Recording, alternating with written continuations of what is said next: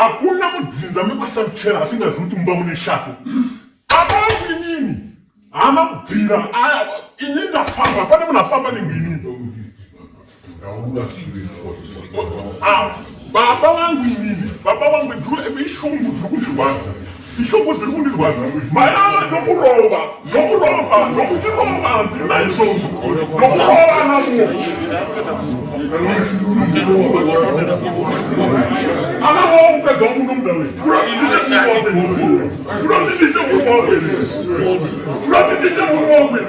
Chada kubira iri kushenura kwambuya kumhiri. Zvikazi hundi, zvikazi ndiye mukomana, hope dzekumba dzinonaka mai. Akarara ikoko. Ndobva wakuwa mvura yake ageza, wapedza kurya. Waroora wangu wati kuenda. Une bhakiti renzungu, namukoma wacho une bhakiti renzungu. Faishirika yedovi, faishirika yenyemba, faishirika yenyemba. Anhu waiti mazvitatamuona. Yata sinongona ndode kuenda kuchechi. Zvikazi munouya kuchikoro kwatamunesa munditakure. Ndizokutakurai kuenda kwaSara. Ndakabva ndasvika motika yakazara, zvikazi mai motika yakazara, ndaenda kutsvaga tsunga yangu. Ndikatambira udini, uye mwendi. Obotambira obo wayi. Pamsoro iyi tsangamu. Ndofunga ndini baba story. Nekundidaidza kwamaita. Inini ndatosungwa sekusunga kwaitwa Anamo. Saka masungirwo ndaitwa sekusunga kwaitwa Anamo. Ndoda kuziva vanhu kwaSaruchera kuti inizvo ndakapinda mumusha mukwaSaruchera ndichirapa ndichisiya mishonga yangu miviri. Akanga aripo achindiona ndichipa Anamo mushonga ndiani kuti nhasi ndizondiuya kwamambo utaurire zvaAnamo. Nekuti inini kundizive zvehistory yese kwaSaruchera kunzwa vanhu vekwani vekwaSaruchera. Inini maSaruchera ndakapinda shuwa mushonga ndikaisa huro yandina beba ndinahwendei basa rangu ndakatorejesta ine ndinozviita.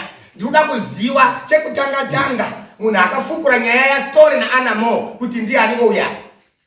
Nekuti kana chiri chihure changu chandiri kuita naAnamo pane akachiona ngapo ungo hwakadini wakazara kuti inini ndibvume kuti Anamo ndinomuziva ndohura naye iye achibvumawo kuti chokwadi tabatiwa tiri uhure. Ndozvandoda kuti ndizive nekuti inini ndiri mung'anga ndinopa munhu mushonga ndinopa munhu chipambu asi pamutemo wangu wezinata haubvumire kuti inini nditi Anamo ndakamupa mushonga pakupublish.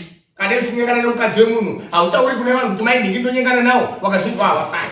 Chekutanga ndiri kuda munhu akafukura dare rekuti Anamo naStory vandoziwana angatikozvizere nokuti kumusha kwaSaruchera kune mishonga yangu miviri, kune dumwa riri ikoko, kune mushonga wangu uri muhari. Ndoda kuziva akatora zvinhu izvozvo kuti ndinhingi zobva zvafukwa neakazviona.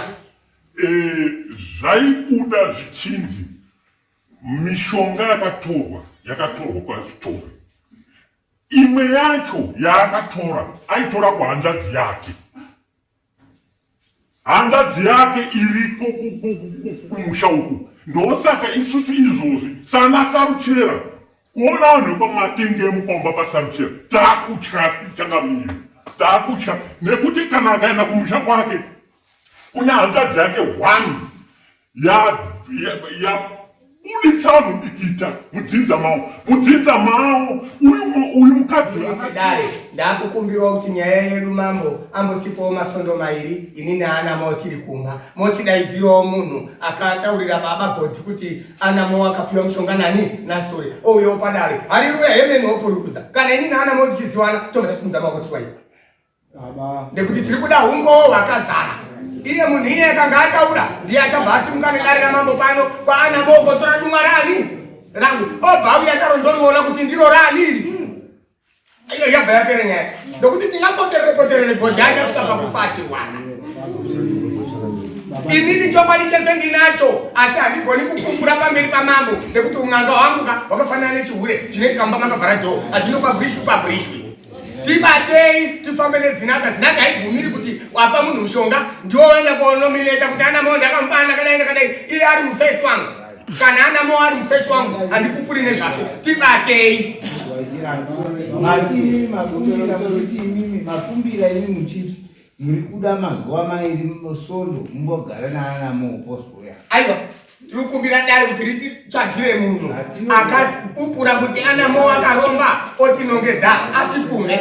Isu hatikunetsana nagoti tikunetsana nemunhu akatidini akatipuma. Kana mazvipira mese apa hapana achasimuka kumba kuenda kumba because mumwe wacho anodya nyimo haachaakuto mwana bereka demo titosimuke nhasi saitsvimbo pakuti hapana achatumidzwa kuenda kumba. Ndikuda kuziva kuti mumusha maSaruchera makapindamo here inini ndakapinda pamushapani taure vaizvo chimanja ini ndiri n'anga inofanira kugara kumba kwayo daigodzina anamo wapinda pamberi pamambo wotsvaga n'anga yavo yovabata vari wairi wosimuka nemupurisa wamambo wakanaka kumba pani kwaStory. Zvino inini ndiri n'anga inogara pamba inomirira vaenzi kuti wauya saka nekuuyawo kwendaita kudare ndaakuda muprofita wacho kuti apupure marapiro ndakadini ndakaita chokwadi ndinacho asi handichachitauri nekuti kubatwa kwakazvayo zvakaitwa kudare kusungwa kako ndaitwa handini ndasungiwa saka ini zvandasungiwa ndakuda kupa mupuri hwaro ndasungirwa